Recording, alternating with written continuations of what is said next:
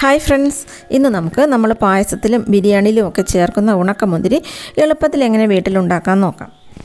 നമുക്ക് കടയിൽ നിന്ന് കിട്ടുന്ന ഈ ഉണക്കമുന്തിരി ഒന്ന് കഴുകി നോക്കിയാൽ നമുക്ക് മനസ്സിലാവും, നിറയെ അഴുക്കോടുകൂടിയാണ് നമുക്കിത് കിട്ടുന്നത്. എന്നാൽ ഇനി നമുക്കിത് ഏറ്റവും വൃത്തിയായിട്ട് തന്നെ വീട്ടിൽ ഈസി ആയിട്ട് ഉണ്ടാക്കിയെടുക്കാനായിട്ട് പറ്റും. ഉണക്കമുന്തിരി ഉണ്ടാക്കാനായിട്ട് ഞാനിവിടെ ആദ്യം കുറച്ച് പച്ചമുന്തിരിയാണ് എടുത്തിട്ടുള്ളത്. ഈ മുന്തിരി ഞാൻ ഉപ്പും മഞ്ഞൾപ്പൊടിയും ഇട്ട വെള്ളത്തിൽ ഒരു 2 മണിക്കൂർ ഇട്ട് വെച്ച ശേഷം നല്ല വെള്ളത്തിൽ കഴുകിയെടുത്ത് വെച്ചതാണ്. മുന്തിരി എടുക്കുമ്പോൾ ഏറ്റവും നല്ല മുന്തിരി, ഒട്ടും തന്നെ കേടുവരാത്ത മുന്തിരി വേണം എടുക്കാനായിട്ട്. അങ്ങനെയുള്ളത് നോക്കി വാങ്ങണം. അതുപോലെ കുറച്ച് കറുത്ത മുന്തിരിയും എടുത്തിട്ടുണ്ട്. മുന്തിരി എടുക്കുമ്പോൾ കുറച്ചുകൂടെ ചെറിയ മുന്തിരി എടുക്കുകയാണെങ്കിൽ അതായിരിക്കും കുറച്ചുകൂടെ നല്ലത്. ഒട്ടും തന്നെ കേടുള്ള മുന്തിരി എടുക്കരുത്. കേടുള്ളതുണ്ടെങ്കിൽ അത് പറക്കി മാറ്റണം. എന്നിട്ട് നന്നായിട്ട് മഞ്ഞൾപ്പൊടിയും ഉപ്പും ഇട്ട വെള്ളത്തിൽ കഴുകിയെടുക്കണം. ഇനി ഈ മുന്തിരി വെള്ളത്തിൽ നിന്ന് മാറ്റി ഒരു അരിപ്പ പോലുള്ളൊരു പാത്രത്തിലേക്ക് ഇടാം. മുന്തിരി എടുക്കുമ്പോൾ ഒട്ടും തന്നെ കേടുള്ളത് എടുക്കരുത്, അത് നോക്കി വാങ്ങണം. പിന്നെ കുറച്ചുകൂടെ ചെറിയ മുന്തിരി കിട്ടുവാണെങ്കിൽ അതായിരിക്കും നല്ലത്.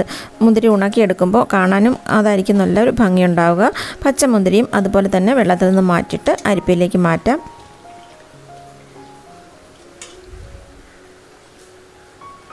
ഇതുപോലെ ചെറിയ കേടുള്ളതാണെങ്കിൽ പോലും അതെടുത്ത് മാറ്റണം. പിന്നെ ഞാനിവിടെ ഒരു പാത്രത്തിൽ കുറച്ച് വെള്ളം തിളപ്പിക്കാനായിട്ട് വെച്ചിട്ടുണ്ട്. ഈ മുന്തിരി ഇട്ട് വേവിക്കാനായിട്ടുള്ള വെള്ളം വെക്കണം. വെള്ളം നന്നായിട്ട് തിളയ്ക്കുമ്പോൾ മുന്തിരി ഇട്ട് കൊടുക്കാം.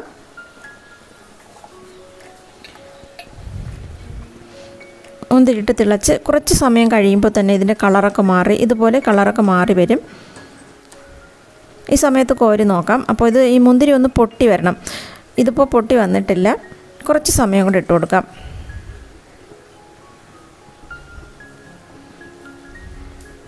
ഇപ്പോൾ കാണുമ്പോൾ മനസ്സിലാവും, ചെറുതായിട്ട് മുന്തിരി ഒന്ന് പൊട്ടി വന്നിട്ടുണ്ട്. എല്ലാ മുന്തിരിയും ഇതുപോലെ ഒന്ന് പൊട്ടി വരണം. ഒരല്പസമയം കൂടെ ഇട്ട് കൊടുക്കാം. 1-2 മിനിറ്റും കൂടി ഇത് വെള്ളത്തിൽ തന്നെ ഇട്ട് തിളപ്പിക്കാം. അതിനുശേഷം കോരി മാറ്റാം. എല്ലാ മുന്തിരിയും ഒന്ന് പൊട്ടി വരണം. എന്നിട്ട് കോരി മാറ്റാം. ഇനി പച്ചമുന്തിരിയും അതുപോലെ തന്നെ വേവിച്ചെടുക്കാം.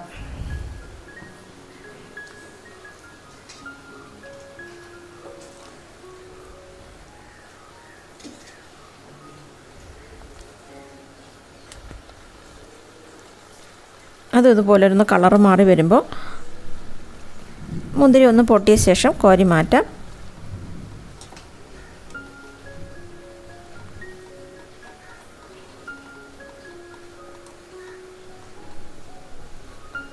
മുന്തിരി രണ്ടും ഞാൻ കോരിയെടുത്ത് വെള്ളം മാറ്റിയെടുത്ത് വെച്ചിട്ടുണ്ട്. ഇനി ഇത് ഉണക്കാനായിട്ട് വയ്ക്കാം. ഞാൻ ഇതുപോലൊരു പരന്നൊരു പാത്രത്തിൽ ഒരു ട്രേയിലാണ് വെച്ചിട്ടുള്ളത്. നല്ല പരന്നൊരു പാത്രത്തിലോ അല്ലെങ്കിൽ തുണിയിലോ നിരത്തിയിട്ട് വേണം ഉണക്കാനായിട്ട്. അതുപോലെ ദൂരെ വെച്ചിട്ട് വേണം ഉണക്കാൻ.